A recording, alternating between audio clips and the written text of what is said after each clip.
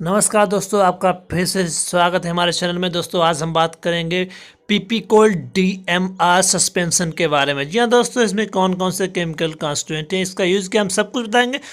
तो चलिए दोस्तों वीडियो को स्टार्ट करते हैं और देख लेते हैं।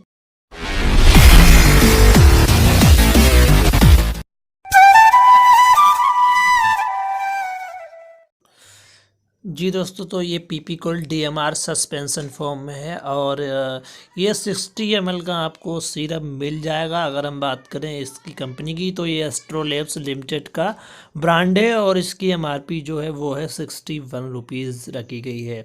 अब हम इसमें देख लेते हैं कि केमिकल कंपोजिशन कौन कौन से हैं, कौन कौन से एपीआई हैं। तो सबसे पहले बात करते हैं कि हमारा जो 5 ml सस्पेंशन है उसमें डेक्सामेथोर्पेन हाइड्रोक्लोराइड 5 mg, पैरासीटामोल 250 mg और फिनाइल नेफ्रिन हाइड्रोक्लोराइड 5 mg डाला गया है। अगर हम बात करें इसकी फार्मूलेशन की, तो इसका फार्मूलेशन है जो वो इंडियन फार्माकोपिया के अकॉर्डिंग किया गया है। जी हाँ दोस्तों, इसमें ये 3 साल्ट हैं। अब हम बात करते हैं इसमें जो साल्ट हैं, वो सबसे पहला साल्ट है हमारा डेक्स्ट्रोमेथोर्पेन। जो जी हाँ दोस्तों, ये जो है इसका यूज़ हम एज कफ डिप्रेजेंट करते हैं की तरह करते हैं। मीन्स ये जो हमारी खांसी है उसको कम करने में हेल्प करता है और ये मतलब खांसी को कम करेगा, चाहे वो हमारा वूपिंग का कफ हो तो उसको ये कम करने में हेल्प करता है। सेकेंड हमारा है वो है पैरासीटामोल, जो कि 250 mg डाला गया है। यानी कि जो पैरासीटामोल है वो एक एनसेड होता है। जी हाँ दोस्तों, non steroidal anti inflammatory medicine है। इसको एज एंटीपायरेटिक यूज़ किया जाता है। मीन्स इसको फीवर में यूज़ किया, जिन लोगों को बच्चों को बुखार आता है तो वो इसका यूज़ करते हैं।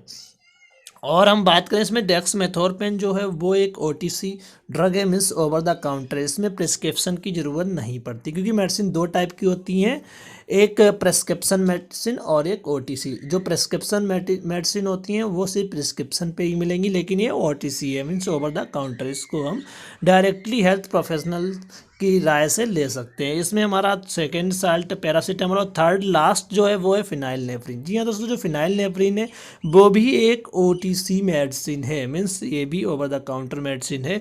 फिनाइल नेफ्रिन जो है वो एक तरीके से नेजल डिस्कंजेस्टेंट की तरह वर्क करती है। मीन्स ये जिन बच्चों में, जिन चाइल्ड्स में जिनकी नाक बंद हो जाती है, जिससे नाक से सांस लेने में प्रॉब्लम होती है, तो उनमें इनको दिया जाता है और वो बंद नाक को आसानी से खोल देती है।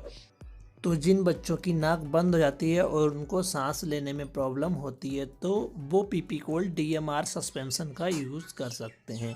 तो ये अब हम बात करते हैं कि ये जो इनका यूज़ क्या है, ये सस्पेंशन है किस किस कंडीशन में ले सकते हैं। तो सबसे पहली कंडीशन है डेक्सामेथोर्पेन इसमें यूज़ किया गया, तो इसमें जिन पेशेंट्स को खांसी आती है वो इसका यूज़ कर सकते हैं। दूसरा इसमें है, अगर किसी को खांसी के साथ फीवर भी है तो इसमें पैरासीटामोल भी है, आप देख सकते हैं। तो इसको जो है वो खांसी के साथ साथ फीवर भी आ रहा है तो भी हम इसका यूज कर सकते हैं, क्योंकि इसमें जो पैरासीटामोल है वो डाला गया है। और जिन लोगों को खांसी के साथ साथ जुकाम भी है, मीन्स जिन बच्चों की नाक बंद रहती है, नाक से सांस लेने में प्रॉब्लम होती है और वो अपने मुंह से सांस लेते हैं, तो ऐसे पेशेंट्स हैं, ऐसे बच्चे हैं, तो वो भी इसका यूज़ कर सकते हैं।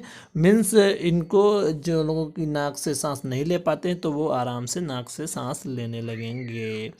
तो दोस्तों ये जो सस्पेंशन है बहुत ही अच्छा सस्पेंशन माना जाता है, क्योंकि इसमें खांसी और बुखार और जो नाक बंद जिन बच्चों की, उनमें ये यूज़ कर सकते हैं। इसमें वार्निंग भी दी गई है, मीन्स इसका अगर ज़्यादा ओवर डोज यूज़ करेंगे तो वहाँ पे लीवर डैमेज के प्रोसेस, क्योंकि जो मेडिसिन्स हैं वो लीवर में ही मेटाबोलाइज होती हैं, तो यानी कि इस पे लीवर पे इफ़ेक्ट पड़ता है। इसमें बहुत सारी वार्निंग आप देख सकते हैं। और मोस्टली जो डेक्सामेथोर्पेन है वो ओरल डोजेस फॉर्म में या सस्पेंशन फॉर्म में भी आता है और आपको टेबलेट फॉर्म में भी मिल जाएगा।